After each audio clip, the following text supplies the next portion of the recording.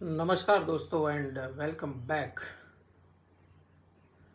दोस्तों आज एक ऐसी कहानी सुनाता हूँ, हम सब के जीवन के लिए बहुत बहुत अच्छी है और ख़ासकर जो लोग अभ्यास करके कुछ ज्ञान प्राप्त करना चाहते हैं उनके लिए।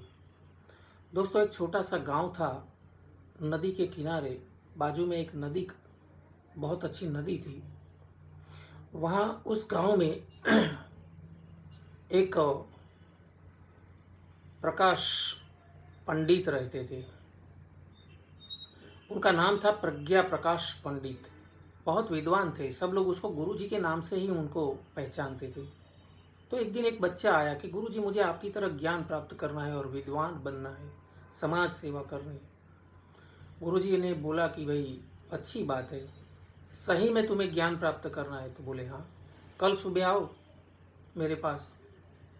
फिर बच्चा तो चला गया, सुबह हो गई, बच्चा आया कि गुरुजी मुझे ज्ञान प्राप्त करना है, चलो बेटा मेरे साथ। दोनों साथ में नदी किनारे गए। गुरुजी ने बोला कि चलो नदी में स्नान करते हैं। जब थोड़े अंदर ले गए गुरुजी उस बच्चे को, तो बच्चे को गले तक पानी आ गया।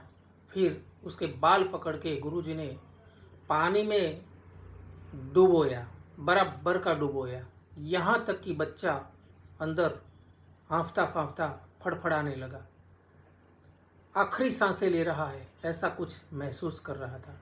तब अचानक गुरुजी ने उसको बाहर निकाला। थोड़ी देर बच्चा सुध बुध खो बैठा था। फिर गुरुजी ने सुध बुध में आने के बाद पूछा कि जब मैंने तुम्हें डुबो दिया तो क्या अनुभव रहा? कि गुरुजी आपने मुझे डुबोया क्यों? क्या आप मुझे मारना चाहते थे? बोले कि नहीं बेटा, तुम्हें तो ज्ञान प्राप्त करना था ना, तो ज्ञान प्राप्ति का मार्ग बता रहा था। इस तरह से? हाँ इस तरह से। बोला कि तुम्हें क्या हुआ?